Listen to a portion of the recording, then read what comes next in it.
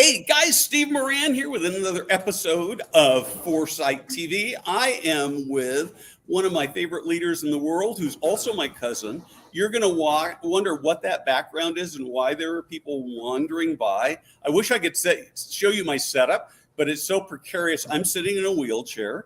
My camera is sitting in another wheelchair on a book on a very precarious tripod, and I'm at the Denver airport getting ready to head home from the Pioneer Network. So we are going to have one of the most fascinating conversations that we've probably ever done. But first, this.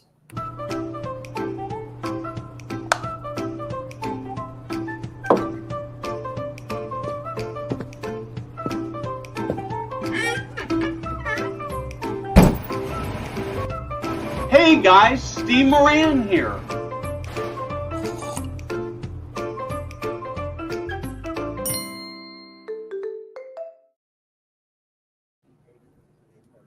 Well, Cousin Dan, welcome to Foresight TV. Thank you so much for this invitation. Wow, I knew you'd done this for a long time, but I didn't really think I'd ever be a guest here. So here we are. Well, I'm going to confess that knowing you and knowing how much you love preaching and telling the story, I'm still a little nervous, honestly, but I have, so I'm just sort of for the audience, Dan, my cousin Dan, he's got two sisters, friends with all of them, great cousins to have. Dan is the president of the Central California Conference of Seventh-day Adventists. So in that territory, you've got like 100 churches and 20 or 30 church schools and other stuff, right? Yep. We have 150 churches and 100 pastors, 100 teachers in 20 schools, and 10 million people that live in our territory from San Francisco and Modesto down to Bakersfield. Perfect. And you have been in this job since October? November. Well, November. No, I started September. I moved in November. Okay. And what you have I have been involved in this church off and on most of my life. And so I've been acquainted with a lot of conference presidents, and I'll be honest, I've never seen one like you before. And I don't think anybody that was a compliment, by the way. And so you're leading in a very different way by just sort of wandering around. And can you just talk to me about that? Sure. Well, I have the heart of a pastor, and I believe a pastor doesn't do a lot of good if he just sits in an office or just stands behind a pulpit. I think the pastor's real role is to look at Jesus, example in the Bible, and it says he went into homes and he walked along the roads and he spent time with all kinds of people, not just those who were part of his inner group. And so that's really what I do as a pastor, but that's what I do as a conference president. You know, we have that territory. And so every Sabbath, we observe the Bible Sabbath on Saturday. Every Sabbath, I'm in a different church. I'm meeting new people. I'm trying to help them and encourage them to live their beliefs and their convictions and what the Bible teaches. So I'm wandering around. But during the week, I don't just sit in an office. I have office work to do, but I live in an apartment complex near my office. And so as I walk to and from there, I'm talking to people who are walking on the sidewalks.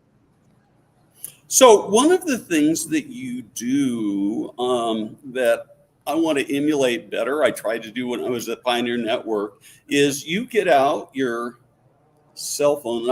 I guess this is as good as I can get to do a selfie with you. So we'll see if I can get my camera to come on right now. There we go. And I got to turn the lens around because I've been doing a lot of selfies. So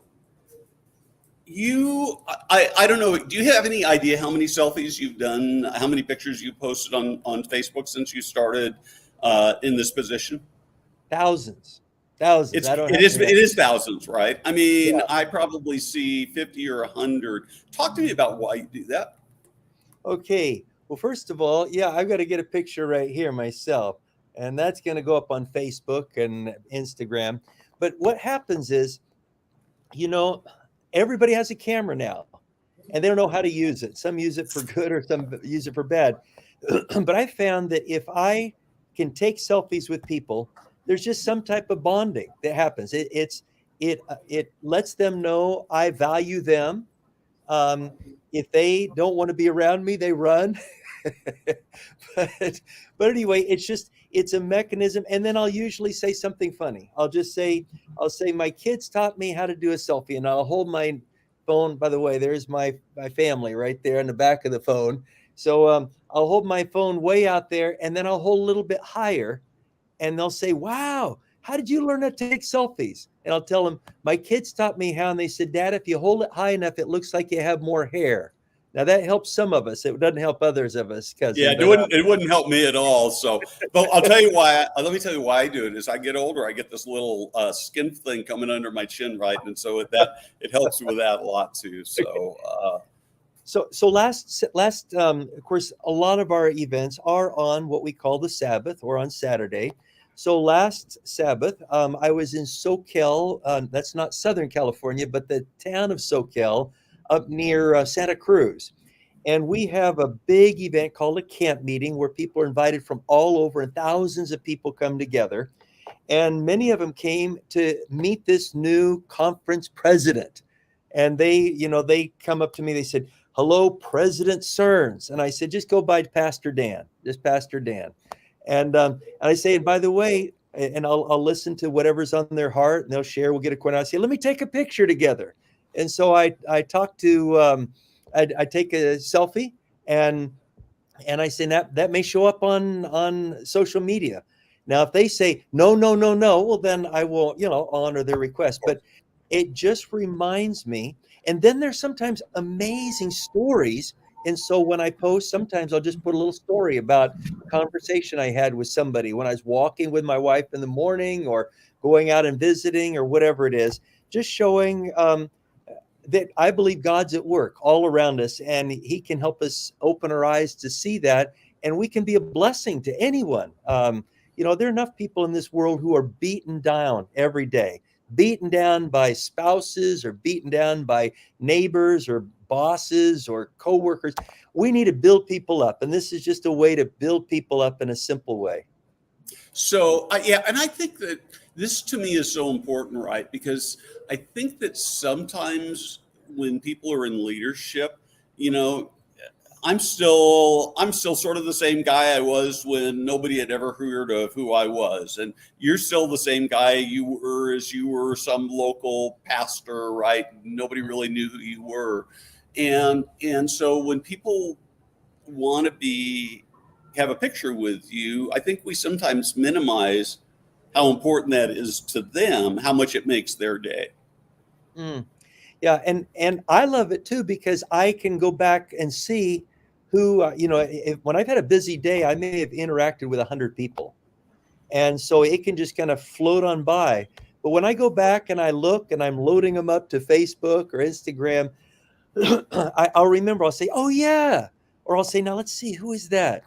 And I'm a person who prays often to God. Just the Bible says pray without ceasing. So I just, when I go through pictures, I say, "Lord, bless them." I remember they asked me to pray for their daughter who's going into surgery.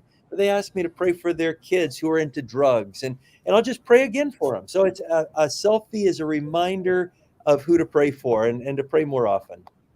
So, how do you get people to tell you stories? Because in my industry, one of the things that drives me, we obviously are related because we're both natural storytellers, right?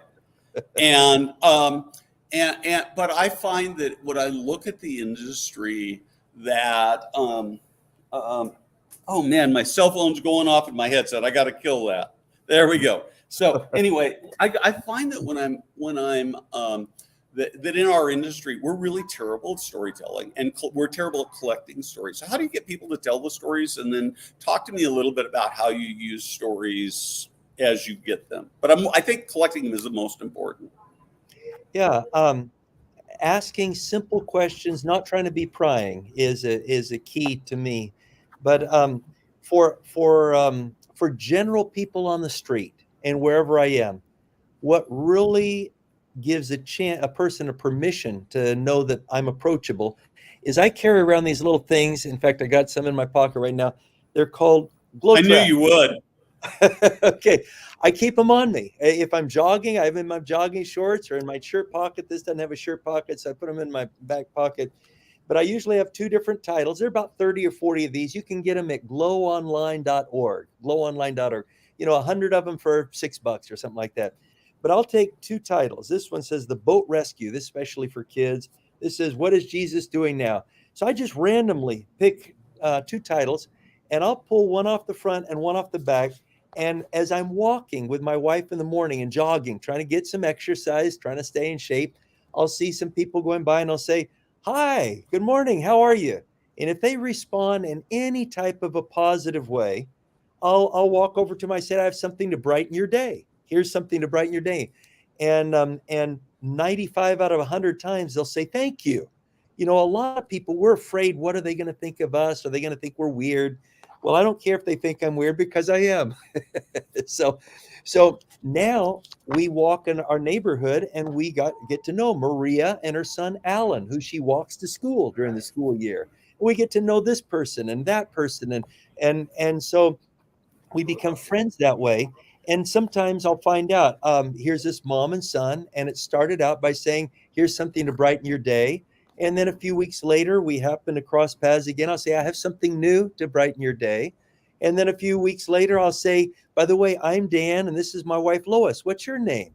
Of course, if you introduce your name first, they're more likely to share their name.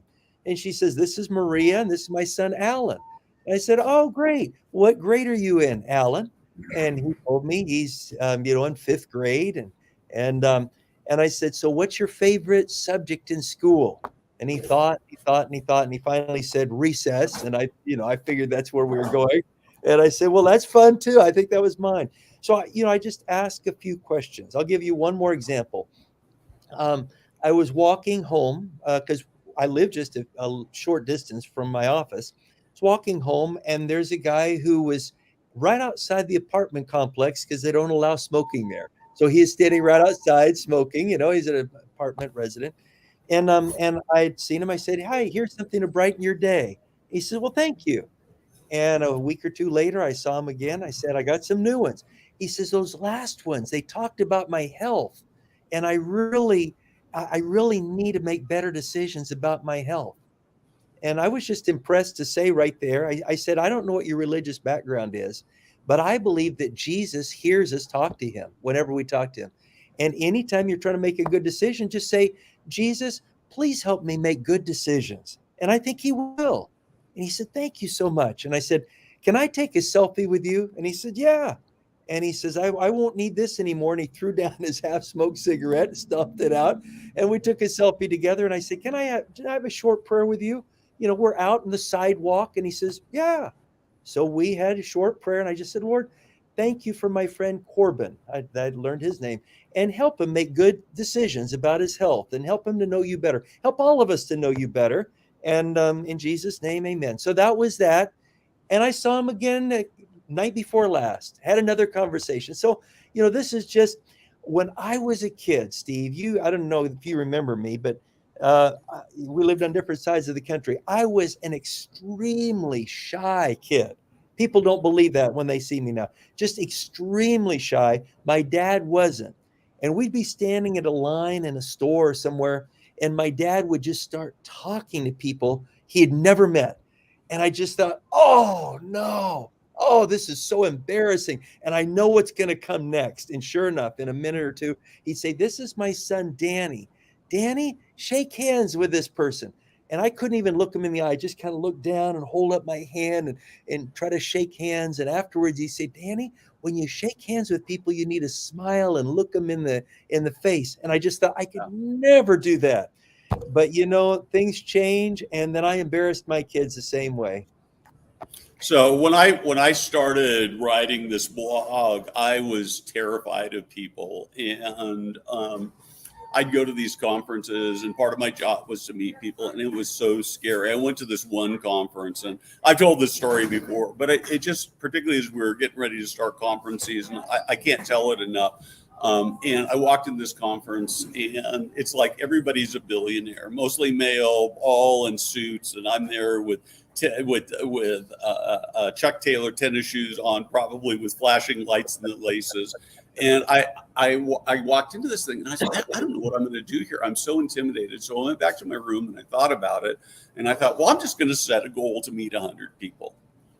And good. I did it by just counting cards. And one year I actually carried a clicker, and I discovered that I had like 1,600 conversations with people at 15 conferences. So I averaged about 100 to 150 conversations a conference, probably 11 or 1,200 people.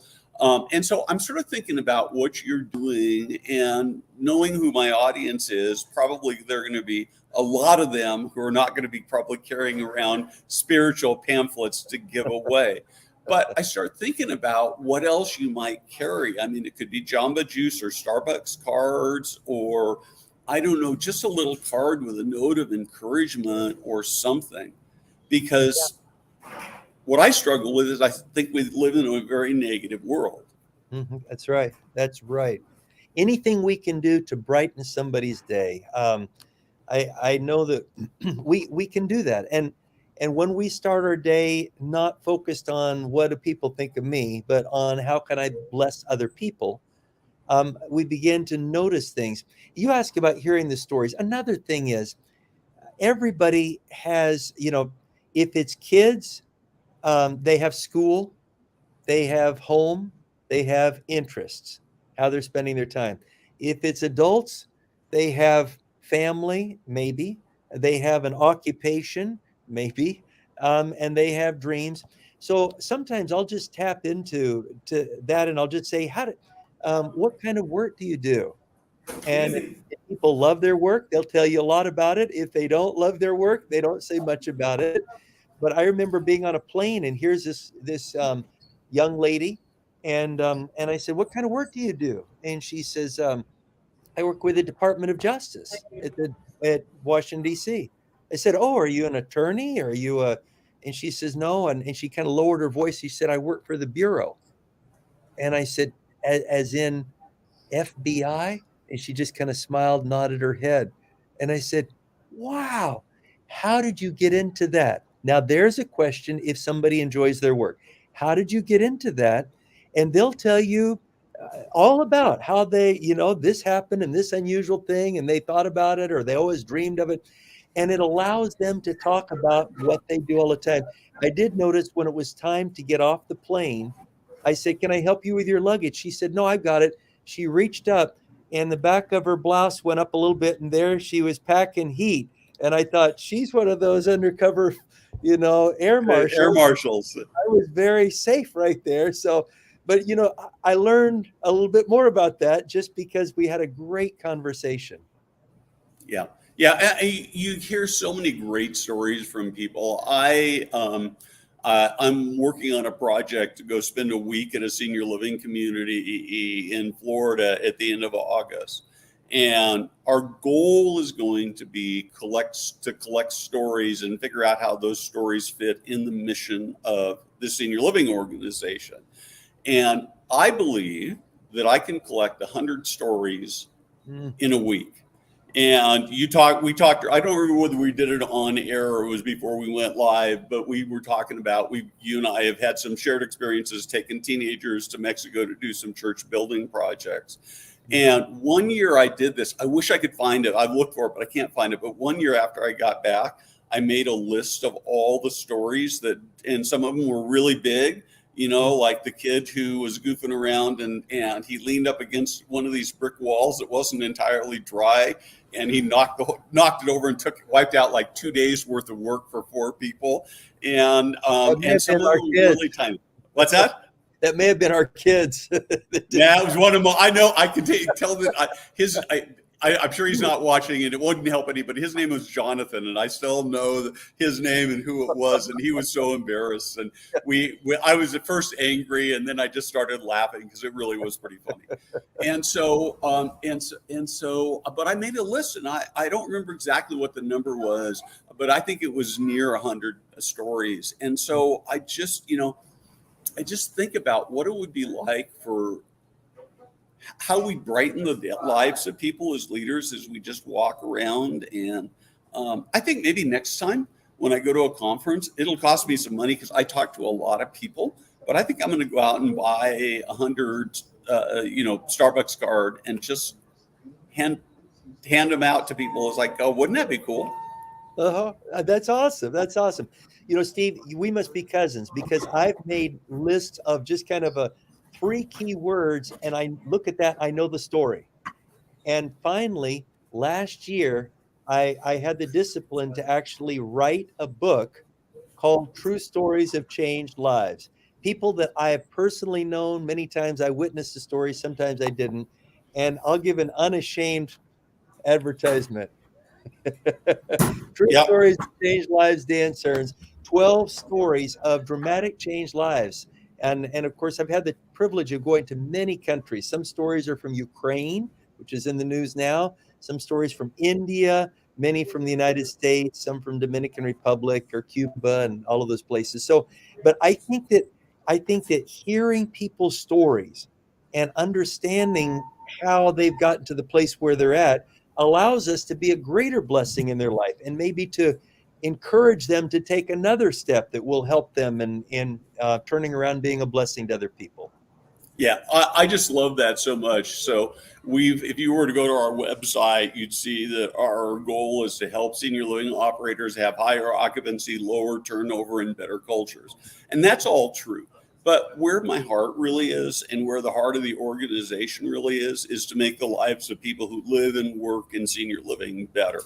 And so as we wander through life, as we produce content, as we talk to people, and as I go to conferences, one of the things I love to ask them is, so what are you doing to make the industry better? And I hear such amazing stories.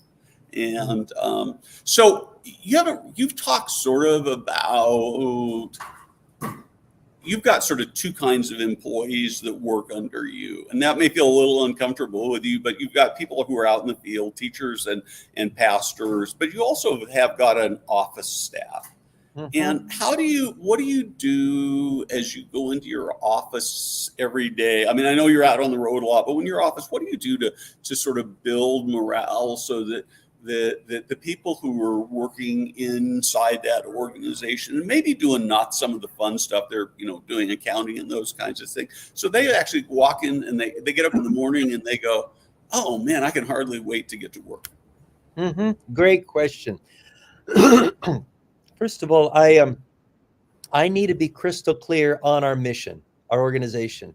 I need to know that every single day. I need to put that at the bottom of every email that goes out.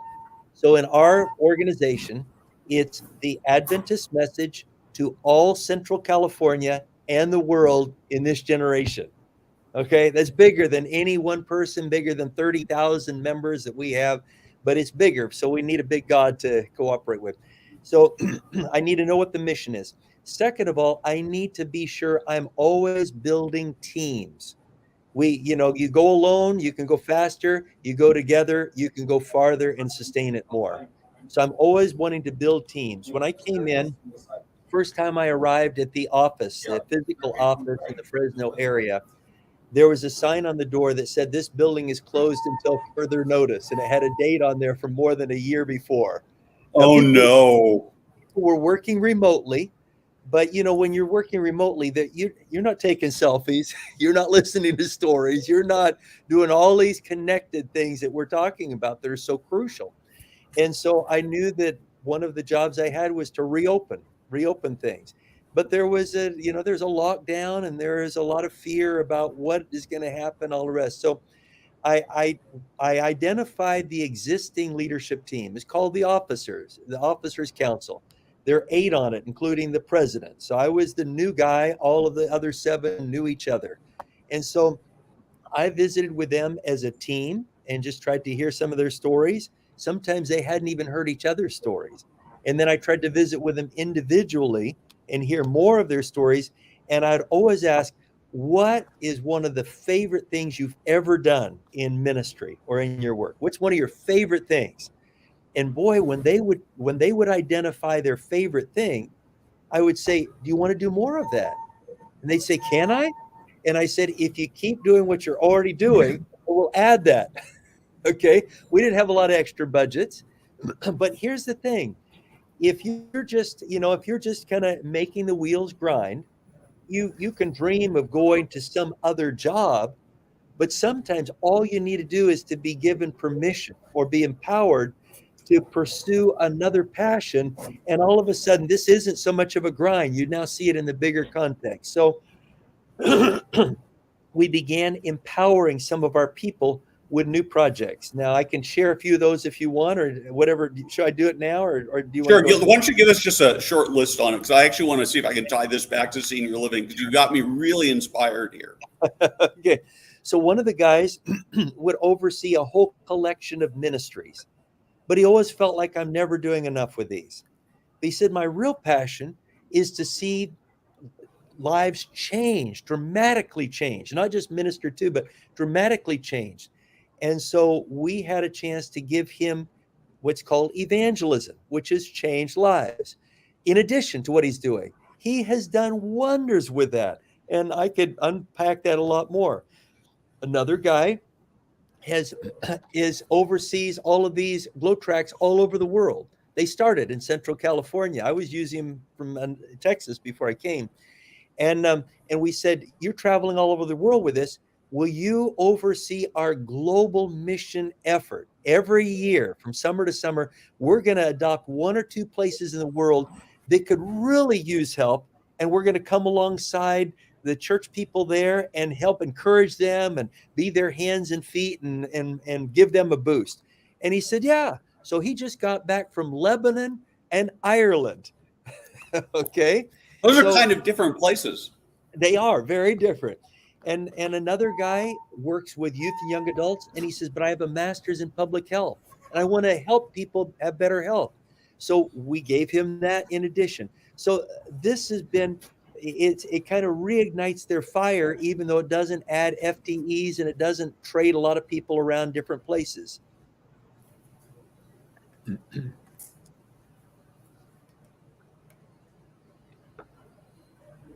Hold on a second. I'm going to put we're almost done here, but I got to put my earphone. I should have done this before. I've got to put it in airplane mode so it doesn't cut me out of that. There we go. So no more calls. So I love this. And I'm thinking about this. And I'm thinking of what I could do as a leader if I walk through my senior living community and I just said to people, what's the favorite part of your job? And then we started dreaming together about how they could do more of that. Okay, so we're gonna play make believe here for just a minute. We're almost out of time, but we're gonna play make believe. God comes and whispers into Dan Serns' ear tonight and says, Dan, you've been pastoring, you love all this stuff, but it's time for you to have a brand new career. I got this retirement community down the street, and it's just not working very well. And in fact, their occupancy is terrible, and the staff doesn't like coming to work, and everybody's burned out, and it's your job to go work there and fix this. What would you do? How would you start? Great question. First of all, I'd make sure that was God. But if I was convinced that was my new assignment, all right, new assignment, I know that nobody who works with me and for me is going to be more passionate about the mission than I am. So if I'm not passionate, there's a problem there. How do I get passionate? I need to think of how this is going to change lives and help people be better. So as a leader, I have to have a clear picture of my mission, and I have to be passionate. I can walk into a senior living center, a retirement center, a nursing home, I don't know, whichever it would be. And you could have all the staff down in the dumps and all kinds of problems, but that's not going to change me because I am who I am. And I know that we have the potential to see lives changed. And even if most of the people have Alzheimer's, they can have a happy Alzheimer's day instead of a sad or depressed Alzheimer's day. And I know that even if you feel like I'm overworked and nobody's appreciated, I'm going to start appreciating. So I'm going to walk through that unit, and I'm going to start by going front line with the patients. And I'm just going to say, hi, I'm Dan, and I'm going to be around here more often. What's your name? Let me take a selfie together. This is going to go up on. Now, I don't know what the ethics are and all of that, all of that. I would have Right. to make sure I knew what all that stuff was. But we get selfies and family members that were there. I'd say, thank you so much for visiting your family member. I know some people are all alone and you're taking the time to do that. We're going to find a way. I said, is there any organization or group of family members that gets together to help make sure this is the best place possible? And if there isn't, and they say, we need something like that, I'd say, let's talk. We're going to empower you to help us get something like that going. And then I would go to the staff and I'd say, how many years have you been working here? Well, I've been working here 23 years. I'd say, wow. I would not say it's because you can't get a job anywhere else. No, I would not say that. I would say, you're a hero. How did you do? What was the best day of those 23 years? And I want them to relive their best day. And then I want them to start reliving more days like that. And if they say, the reason why it's so hard around here is because this, and this. And I say, well, some of those things we might be able to change. Some of those we can't. But let me get a list and give me a list. And I'm going to just jot some things down. And what we can change, we'll change. What we can't, we won't. And so my first hour there would be going to all of the patients, any family members, any staff. So they knew this new guy's really weird. He's happy. He's positive. And word spreads. And it's going to be true. Some people might have to be let go, but I want them to have a win if possible before they go. I don't want to just say we got to cut them. I want them to have some type of win, some type of great day and say, things were really turning around. I know they had to let me go, but things were turning around. I had a good place. I had a good experience my last few weeks there. So anyway, that would be something I'd probably try. So I love this, and one of the things that I hear, I get to talk to a lot of people who are in leadership roles, particularly executive directors, administrators, and they talk about all the things that they can't do because of corporate or regulation or those kinds of things, and I'm sympathetic. I mean, the problem is real, right? I don't want to minimize it, but I always find myself wondering what it would be like if they said, yeah, I can't do all that stuff, but what is the stuff I can do? Yes. I mean, you're the president of an organization, but you can't do everything you want. I'm the leader of my organization. Trust me, I can't do everything I want to do because there are limitations. Some of them are personnel limitations, some of them are financial limitations. But if we went into it and we just said, what is it that we can do? What is it we can do today, right? Mm-hmm. So anyway, Dan. Steve, I've got a tag on one more thing that just came to me. Okay, I know that in most senior living places, there is a meeting room, an activity room, whatever, and that oftentimes the activity director is just struggling to find somebody to come in and do something. Well, when I was pastoring, we would send our members, volunteers, these are not paid, volunteers, we would send them into senior living facilities to help with a simple week of Bible studies for anybody that wanted it. And we found that would just kind of boost the experience and the encouragement there. So if you're listening, you have access to any Seventh-day Adventist church anywhere. There are probably other churches that'll do it, but I'll speak for Seventh-day Adventists, even beyond Central California. You call up the church and say, I heard a seminar, I heard a podcast, vlog, or whatever, by a Seventh-day Adventist church leader who said I could contact you and you'll make sure somebody can come at least one time and make a difference to bless our patients. So when can you come? And you do that. And if they don't say yes, you let me know and we'll go after it. That's right. Yeah, which means you could let me know. So, Dan, thank you very much. Wonderful conversation. Appreciate your passion and your positivity for changing the world. Appreciate your spending time with me. And it is actually time for me to sign off because I'm supposed to be, I've got less than an hour to be on an airplane to head back home from Denver. And we will be back next week with, I think it's going to be a mystery as who we have next week. So anyway, Dan, hang on for just a second and we will be done here.